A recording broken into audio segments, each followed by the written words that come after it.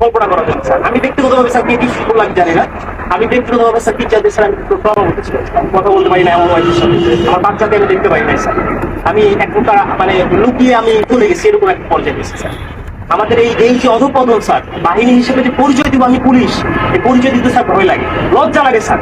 একটা বাহিনীর ফোর্স হয়ে যে আমি নিজে পরিচয় দিব, আমার নিজের লজ্জা লাগে।